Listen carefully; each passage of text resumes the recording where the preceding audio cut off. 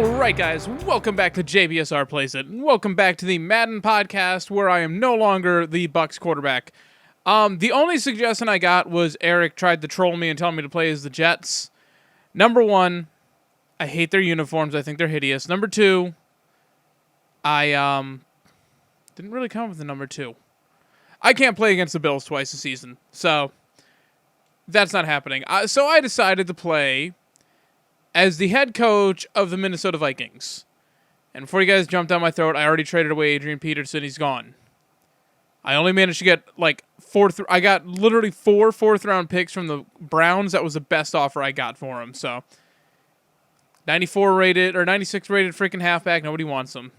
But the reason why I'm tempted to buy this team is you got Teddy Bridgewater, who's one of the better rookies. Rookie running back, really good fullback. Nice one-year pro. I traded off Greg Jennings. I got Robert Woods and a 4th-round pick from the Bills. So that was a nice little acquisition. Good tight end. The offensive line is pretty much terrible except for Sullivan, and Fusco's workable, and Lodeholt. But again, the center and right tackle are old. Defensive line could use, some help. Griffin, Defensive tackles, Sharif Floyd, whatever. He's pretty good. He's a 1-year player. Linval Joseph ain't half bad either. I also traded for Preston Brown from the Bills because he was a rookie backup right outside linebacker, so I grabbed him. I also switched the schemes over, so I'm running the Bears offense and the Bills defense because those are the ones I just like running. So, yeah, I took Preston Brown as my left outside linebacker. I'm not too happy with my middle linebacker. And I sent Barr over as my right outside linebacker. And the game's about to glitch on me, and I apologize. I already know that's what it's going to do. When it locks up like that, that's just what happens. Cornerbacks, kept them the same. Free safeties, a 94 rated overall. 94 rated overall, 2-year pro. Same thing with my strong safety. Or no, strong safety's a 78, but he's also 2-year pro. Both from Notre Dame, actually. So, and kicker and punter don't matter. I did a bunch of trading. I basically swapped off all of my picks and just swapped them with the Giants completely because obviously I'm going to win the Super Bowl and they're going to be terrible. So let's pause for a second before I start up this game because this is going to glitch out on me and I'm going to do that off camera. All right, so that was a big waste of time. Thank you, Madden. This game also almost made it into my top 10 game of the year list for this year because I'm really enjoying it. A lot of this is actually the best Madden we've had in years. And generally just not the strongest crop of games this year. It's not that it's terrible, but everything's just sort of like solid, but there's not really like last year we had, I didn't play Last of Us. We had that. We had GTA 5. We had BioShock Infinite. We sort of had like defining games of the console generation all in 1 year. And then this year we have like Infamous Second Son and like Stick of Truth and just a bunch of games that are really solid and really good, and I highly recommend them, especially since all of them are pretty much for like $20 now. But nothing like mind-blowingly outstanding. Everyone thought that game was going to be Destiny, and then that came out to... I haven't played it yet, but I hear it's not exactly revolutionary. I feel like it seems like the recommendation is just to go out and get Halo 3 instead. So... But yeah, moving on to the games. Not really a bunch of storylines here other than Carson Palmer tore his ACL. He's done for the year. That's unfortunate for the Cardinals, who were really starting to solidify themselves as Super Bowl contenders and actually like defining themselves as like the team to beat out of the NFC. And the timing is very unfortunate because they've got a game with Detroit next week. And then Brandon Albert for the Dolphins, he tore his ACL and MCL. He is out for 12 months, possibly. So that's unfortunate. And other than that, we're still waiting to hear about Peterson. Nobody's been fired yet. It's still the early hours of Tuesday morning right now. It's 5:13 on the East Coast. So maybe not enough time for everyone to get fired, but some people are expected to go. So yeah, nothing really big storyline wise as of right now. I'm sure something will break hours after I record this. So let's just dive right into the game. So first off, we have the Kansas City Chiefs beating the Buffalo Bills in Buffalo 17-13. I don't watch football too much now because I'm usually asleep for it because I work third shift. I usually get the scores and then I sort of like catch the game cast on ESPN.com of like the afternoon games. This one I woke up just in time for the end of the game. And I got to tell you, Kyle Orton has come crashing back down to earth. I still think he's a better option than EJ Manuel, but he's not the savior that'll lead this team to 10 wins. The Bills dominated this game. They outgained the Chiefs by about 100 yards. They won the time of possession battle. They did everything right. And at the end of the game, they got the ball back. It was a punt. Leotis McKelvin actually got him a pretty good return, brought him down to the 25-yard line. They got one first down. And then from the 15-yard line, Kyle Orton threw 4 straight incompletions. And that's how the Bills' day ended. They had a fumble at the end because they tried the whole lateral thing. So they had 3 turnovers versus the Chiefs only having 1. It was only 2-1, which is still losing in that, but Sammy Watkins was still probably not 100%. So he only had, I think, like 3 catches for 27 yards or something, insignificant like that. Run game. Boobie Dixon had a nice game. Fred Jackson played, but he didn't do much. It's just unfortunate because this is a game the Bills really, really needed if they were going to contend for a playoff spot. And instead, I hate this. And instead, it's might be that first nail in the coffin for them. Just with the brutal schedule they have, you got to look at the 2-win Jets, when we'll get to that in a second, and the no-win Raiders as the only games that are potentially gimme games, but considering this is the Bills, nothing's a gimme. Other than that, you got the Thursday night game coming up against the Dolphins. You've got the Browns after that. You've got you get the Broncos in Denver. You got the Packers. You close out the season against the Patriots. It's not a good situation for Buffalo. So this drought might just continue with no playoffs, which really just sucks because they had a chance, and I think a chance is just the worst part of all of this. But yeah, moving on. And the Chiefs, they're looking pretty solid. They look a lot better than that. They look, even with 3 losses, they look better than that 9-0 team from last season. So that's a step in the right direction for them. Next up, we've got the Detroit Lions taking care of business 20-16 against the Dolphins. Matthew Stafford, I don't necessarily think he's playing the best of his career. I think you're just going to get a quarterback who puts up a ton of yards. But he managed to get the ball. Calvin Johnson had 7 catches for 113 yards. Golden Tate added a little over 100 on top of that. So, he managed to spread the ball around. That defense still played well. So, big win for the Lions.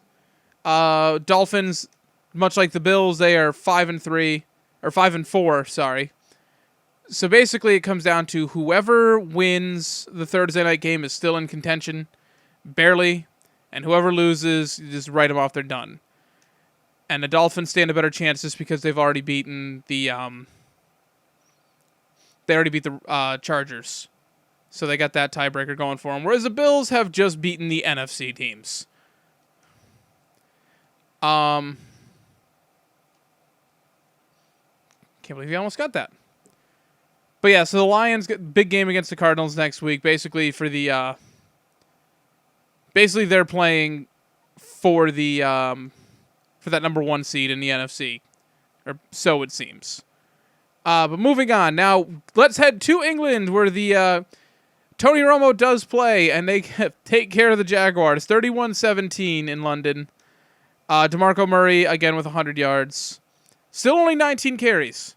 That's 3 straight weeks with only 19. But it didn't matter in this game. Des Bryant exploded.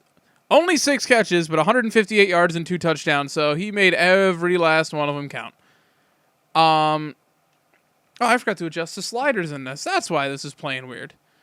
I upped it. I'm on pro difficulty right now. So if I seem a little worse than in previous podcasts, it's because I actually upped the difficulty. The Cowboys snapped their skid. They get a win that they desperately needed. So that's a good thing for them, especially against a team that they needed to beat. And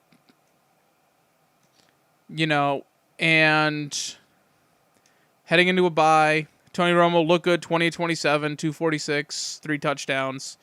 So, obviously all that drama about it, and he ended up being okay. So we can all sort of chillax. He's got a bye. He'll rest up. He'll be okay. And the Jaguars just, every time I think they'll be competitive. And I mean, I guess that's what happens when you pick against the spread, is you take risks like that, but I thought it would be a close game, and it was not at all. So, good night. Gus Bradley, this is his 2nd year in, right?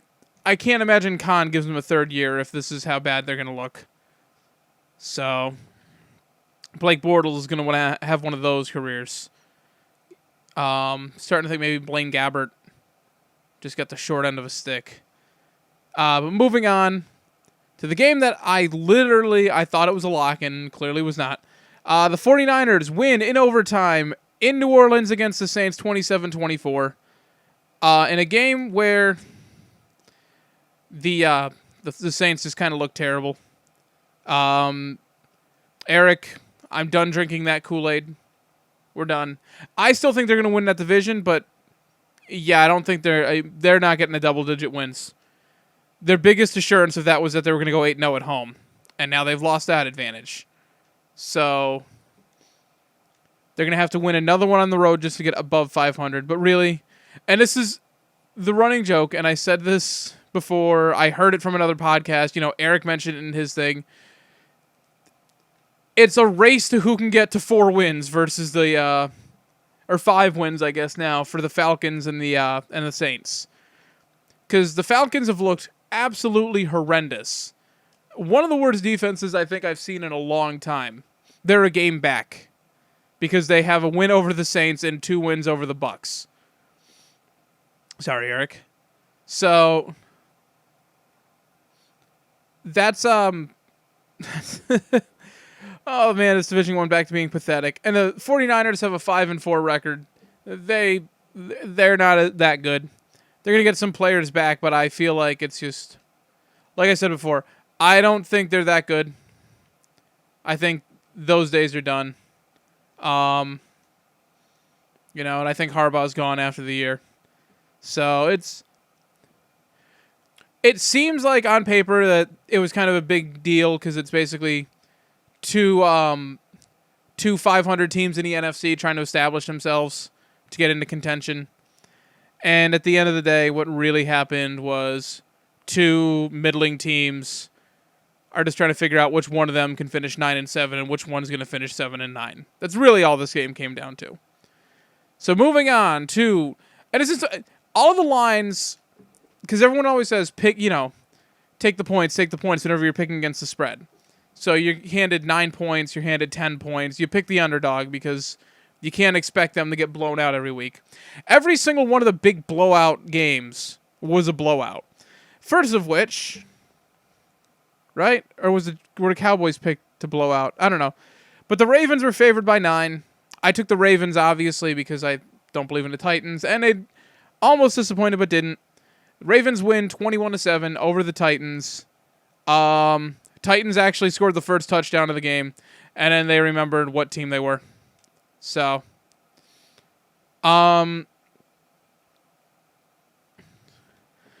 yeah. Mettenberger looked terrible. You know, Flacco didn't look great. Justin Forsett, you know, that was a guy who was like the third string running back on the Seahawks a while back. That's really all I know about him. You know, Ravens winning a game that they need to win. Once again, getting a fairly good margin of victory on them. I mean, it's 14 points, which is nothing to sneeze at in retrospect, but, you know, it just seems like they could have won by more. But that defense held up. So maybe C.J. Mosley is just stepping in on a year delay and doing what Ray Lewis kind of used to do. I don't really want to compare him to Ray Lewis, but it's hard not to compare middle linebackers of a franchise, especially when they played that close to each other. It doesn't really matter if that was a fumble or not, because at the end of the day, they just recovered it for loss. Yeah, I mean, Steve Smith, he sort of cooled off. I think he remembered that he's 150 years old. Still a better season. Even if he doesn't have another catch for the rest of the season, he had a better year than I think most people thought he would.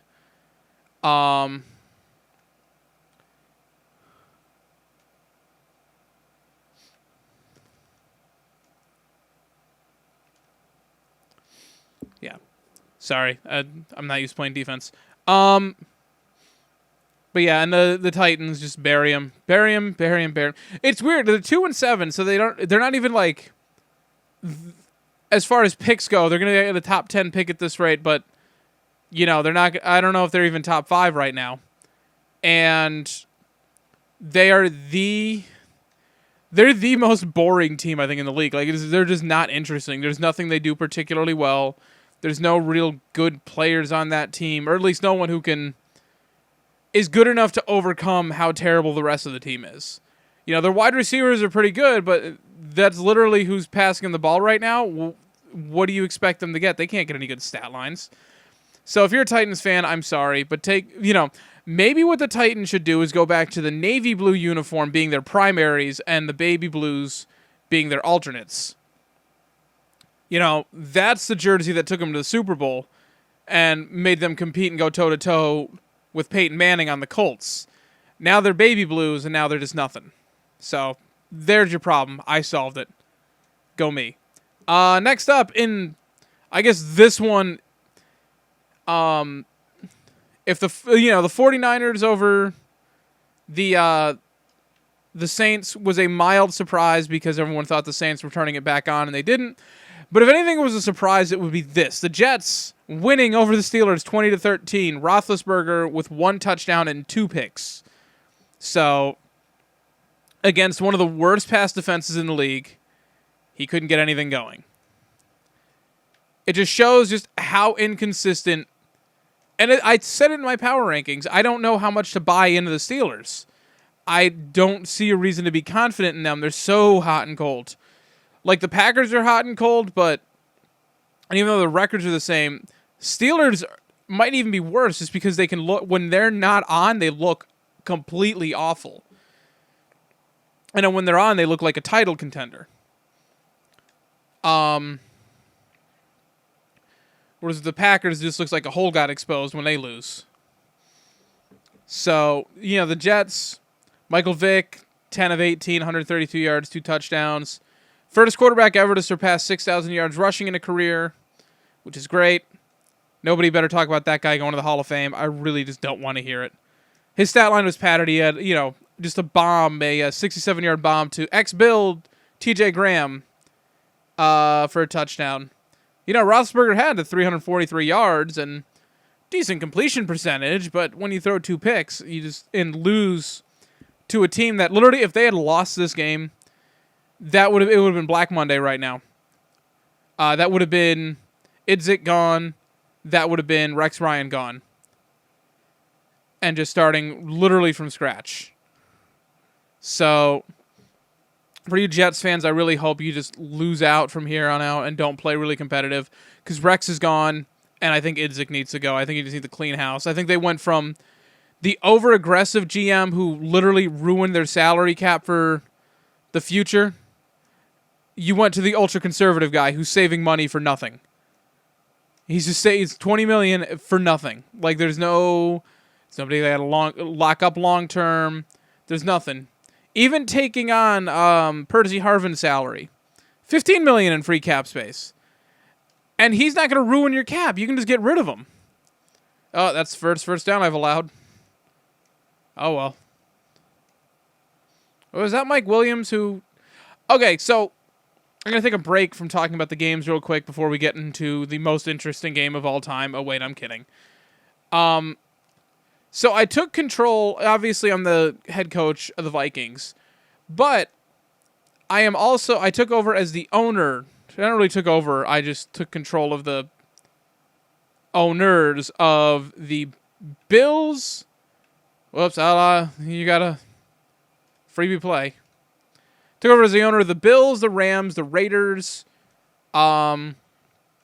Ravens, Chargers, Jaguars. I don't know. I'm moving the Jaguars to London. I'm moving the Rams and Chargers to Los Angeles, and I'm moving the Raiders to Oakland. Or to San Antonio, sorry. And then I rebuilt the stadium for the Bills, and I just wanted Bisciotti out of the league, so I made him retire. After I penalized him his first, second, and third round picks. But I did, because I'm a Bills fan, I just sort of went through and made a couple things happen for him. So I traded Mike Williams to the Rams. It's a win-win for both of them, because Tavon Austin is a lost cause in St. Louis. And on the Bills, he's a solid player.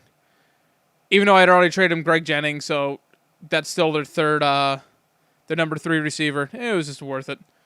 Saving some money on the salary cap. But other than that, yeah, I mean, I just wanted to relocate the teams. I would have done something with the Redskins, but I don't really want to lose their color scheme or anything. I just want to change their name, and you can't do that anymore. So they're just going to be there. So anyways, back into the games, and you cannot blame me for stalling because of the game that I see coming up.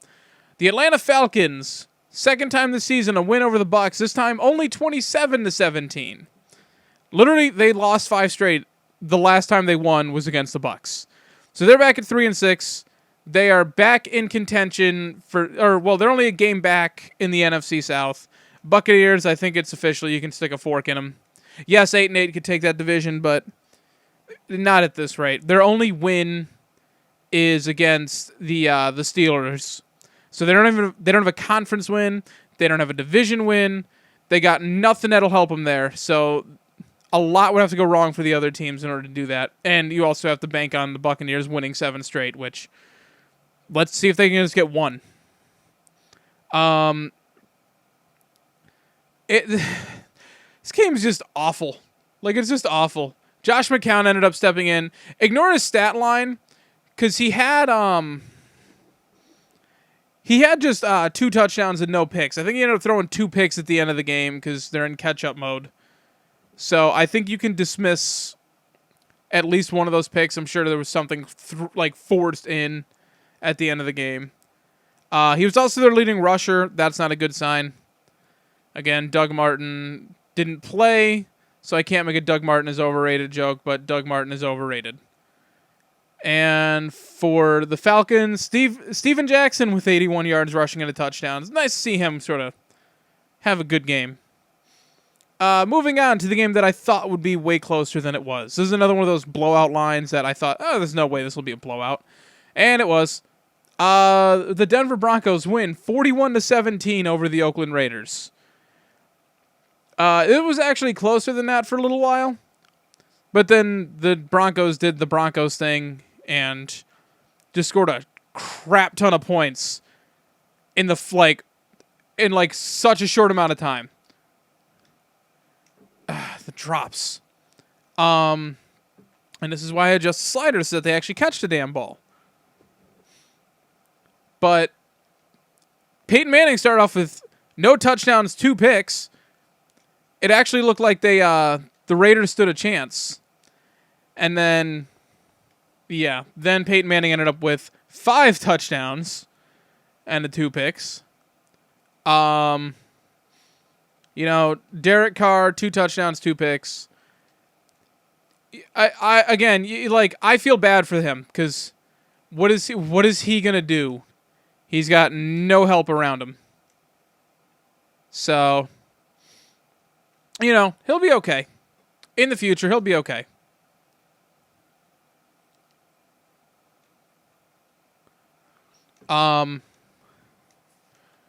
But it 0-9, it's not looking good for Raiders fans, man. It really isn't. And again, I've said it before, and this is one of the first games where it's truly just it looked like the Rams were an over team. How long is this field goal? 64? I'm not that confident in Walsh. Let's see. Give me something. Give me that. That works. I want some points. But yeah, the Raiders, it's just, I feel bad for them. They'll be okay. They should win a game. I just don't know who it's going to be against.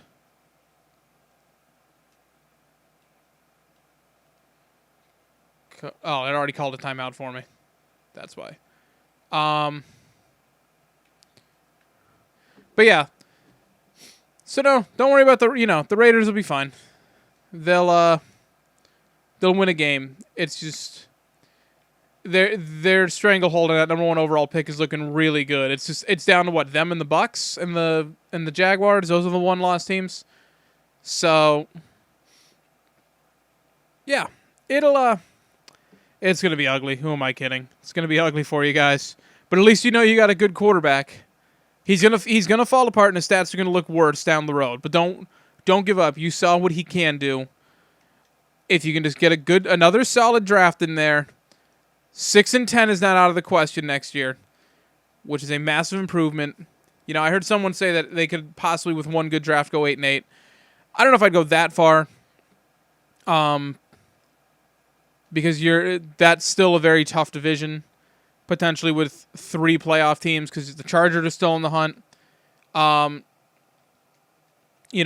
Chiefs very much control their own destiny for a wild card spot, and the Broncos are the Broncos. So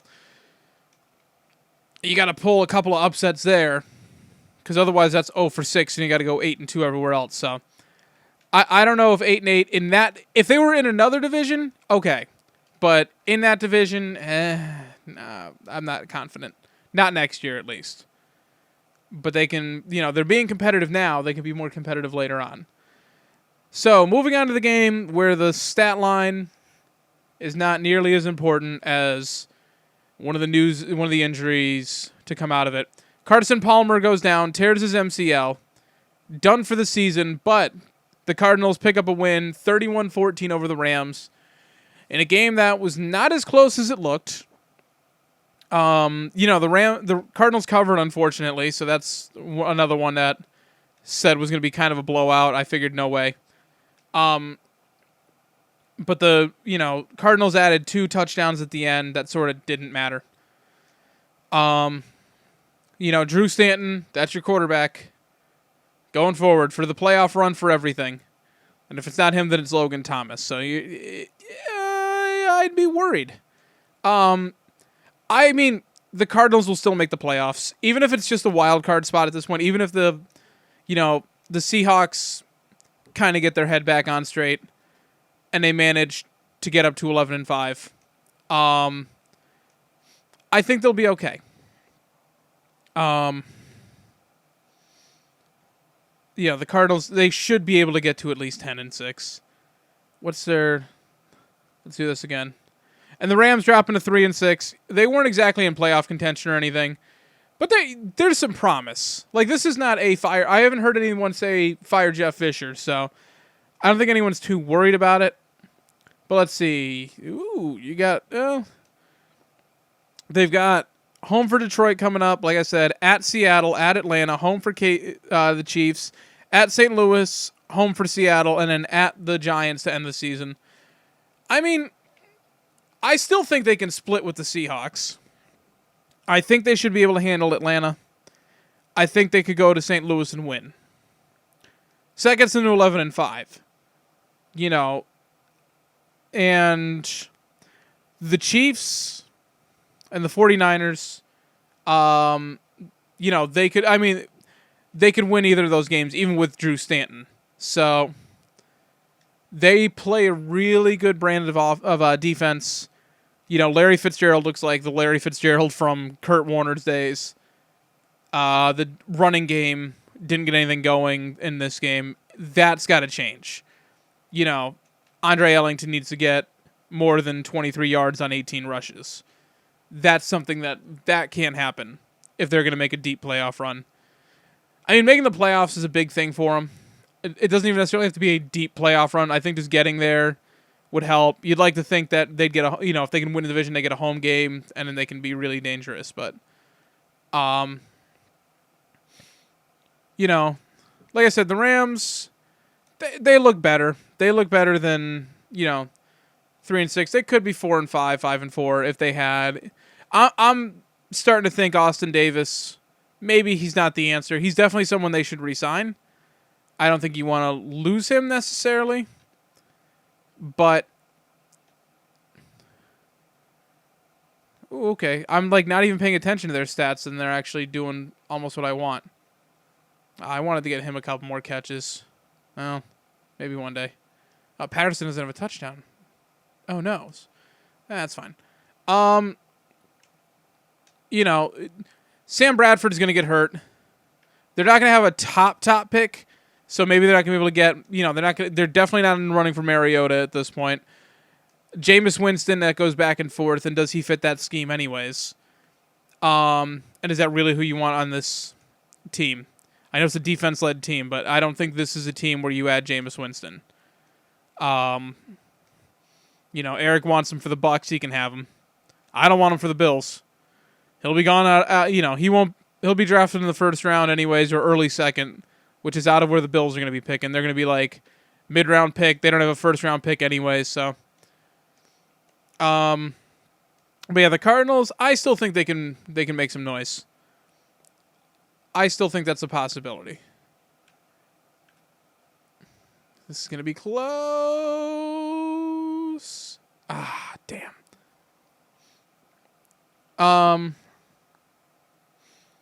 Moving on to a game that I thought was going to be closer, and it really was up until the end.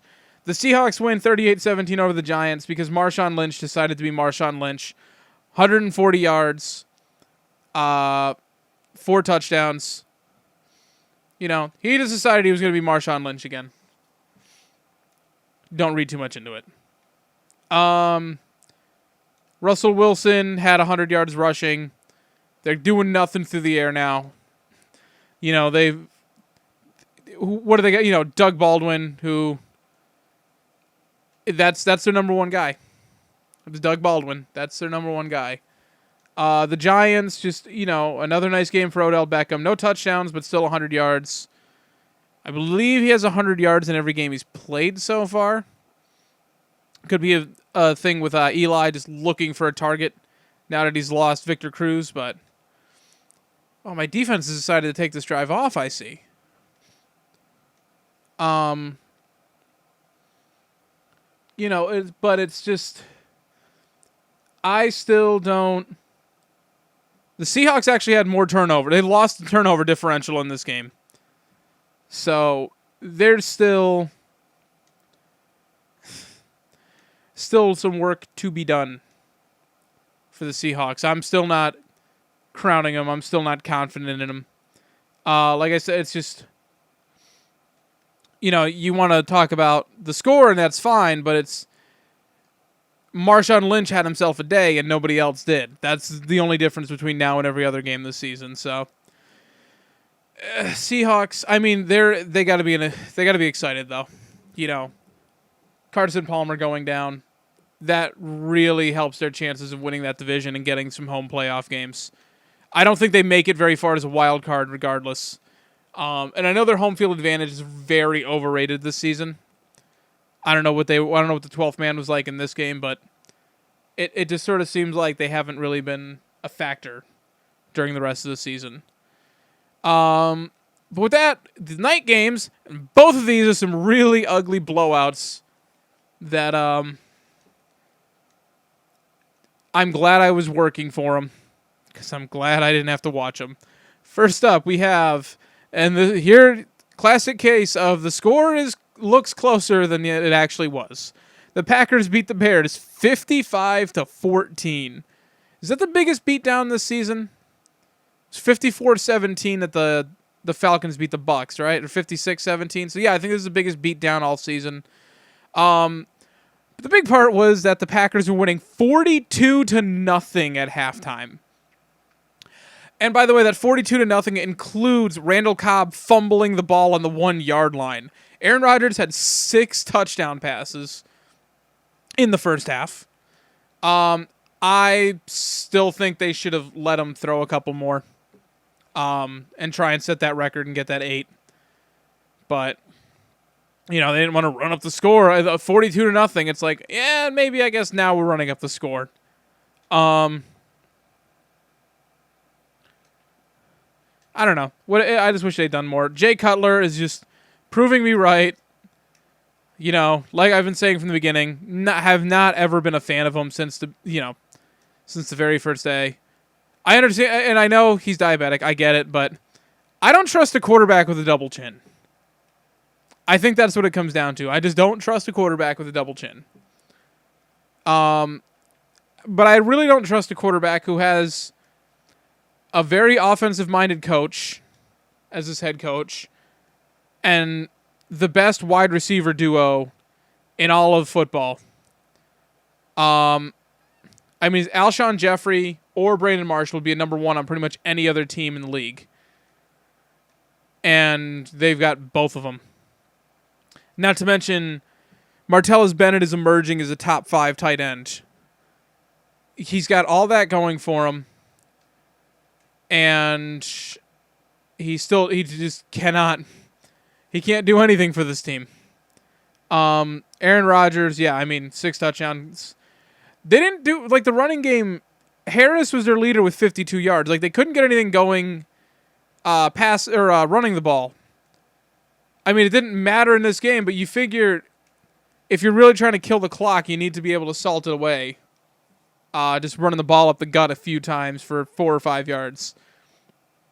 And they couldn't manage to do that. So they'll make it to the playoffs at this rate. If the playoffs started today, they would not be in the playoffs.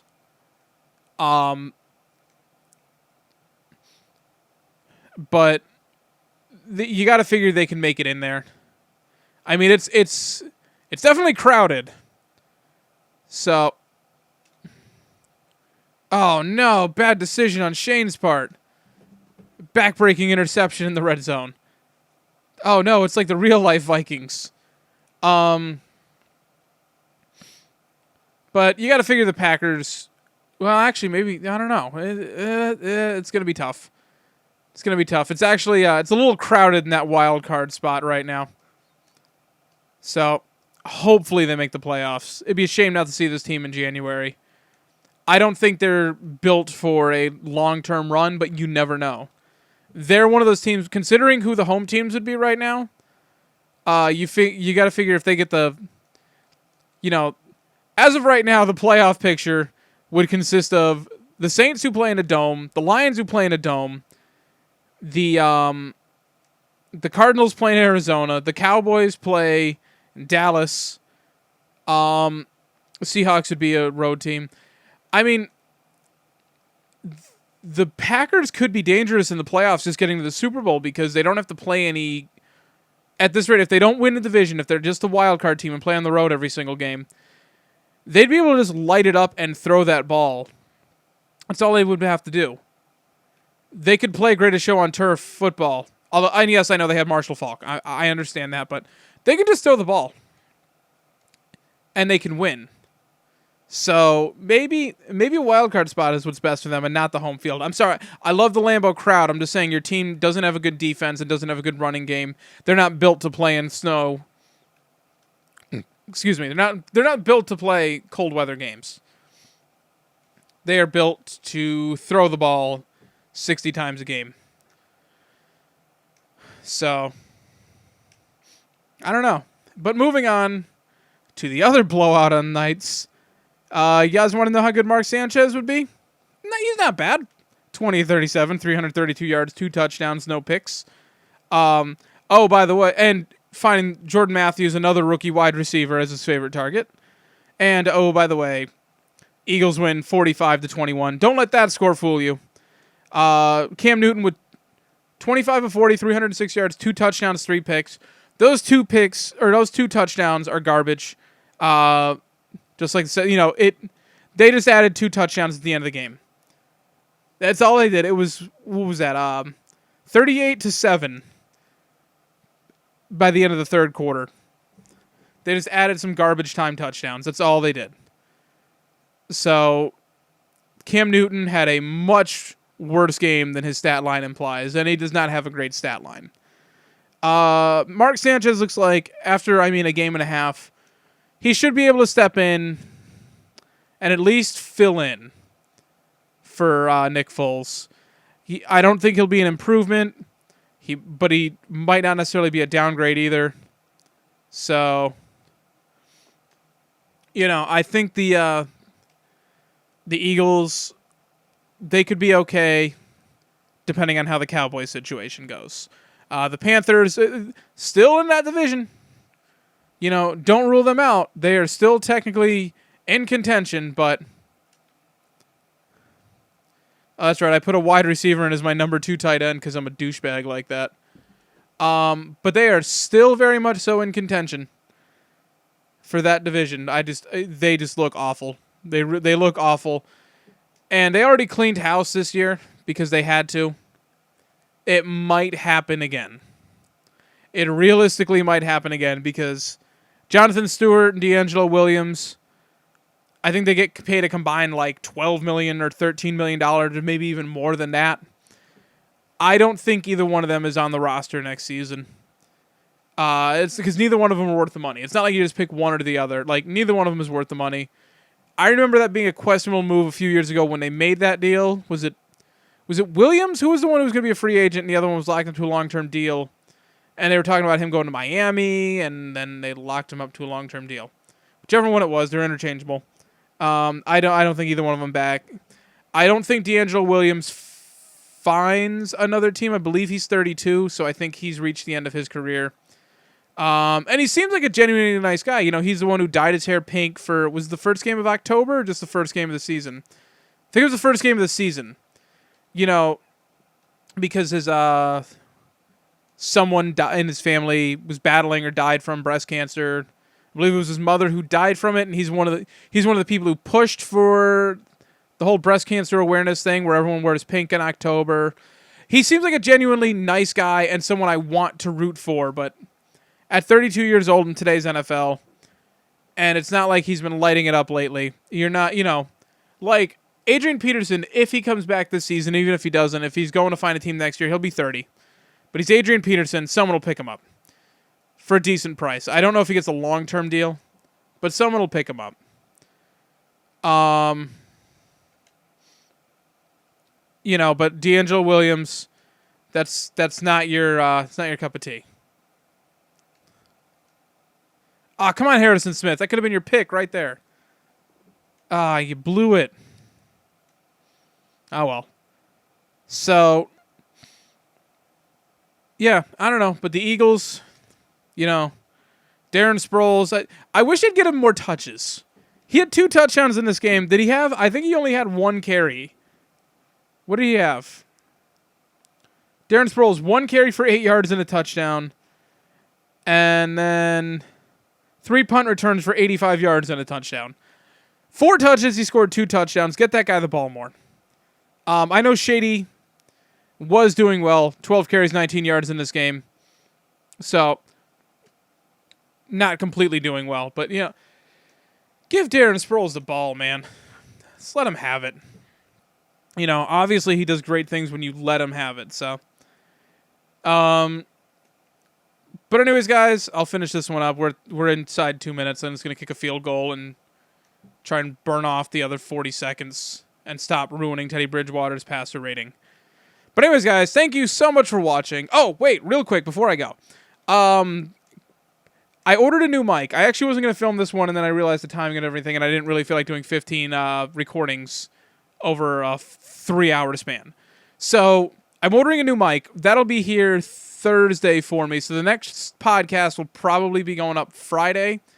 I'd like for this to be the last thing I record using my Rock Band mic. No, it's nothing fancy. I got a Snowball, like the $40 mic or whatever. So nothing extremely fancy, but hopefully it'll help increase the audio quality. But for now, obviously I just had to get this one out. So I'm not going to have one up in time for Wednesday or before the Thursday night game. So real quick, it's the Bills at the Dolphins for Thursday. Yeah, Bills at Dolphins on Thursday. I'm not picking against the line anymore. Screw that, but I am still picking the Bills. Losing Brandon Albert. See, with offensive lines, it's very important that your offensive line gels. Losing your best player on your line hurts. Ask Cleveland. They didn't even lose their best player. They lost their second best player, but they lost their center. That killed them for a couple of weeks. Remember when they went and lost to Jacksonville, and they almost lost to Oakland, and they really just looked terrible against Tampa Bay? You know, losing a player on your offensive line sucks, and the Bills have, I would still say, the best defensive line in football. Marcel Darius already has 10 sacks. Mario Williams is just quietly, he gets a sack a game. Every time you look at the stat line, he's got another sack. I think he's up to 7. Jerry Hughes, I believe he also has 7 or 7.5 or something. So you're on pace for another, possibly 3 guys with 10 sacks for a second straight season. So I think they can rip it up. The Dolphins have a really good defense, too. They probably have the second best defense in football behind the Lions. So it's not like they're any slouches, but I'm going to go ahead. I'm picking the Bills anyways. I think they can win this. They're just going to throw the ball. All you got to do is throw the ball. And the Bills are better on the road. They're 3-1 away. And for those doing math, that's 2-3 at home. So, which is good because they will not have a home game in the playoffs this year, if they even make the playoffs. I met 2 of my goals. Sweet. So, yeah, I'm taking the Bills. It's going to be a tough one. It's either going to be a tough one, or it'll be a blowout, and pretty clearly a blowout within the first 10 minutes. It'll go one way or the other. You know, the Bills won 29-10 last time. Bills could really use this for a tiebreaker. So, anyways, guys, thank you so much for watching. If you like this video, please be sure to hit that like button. If you want to see more videos by me, please go ahead and click that little subscribe button down below. Share it with your friends. Let them know that I'm an idiot. I'm picking games, and I can't pick against the spread. So if you want to come to me for gambling advice, go elsewhere and run away screaming like your hair is on fire. But anyways, guys, thank you so much for watching, and I will see you guys next time with a brand new mic.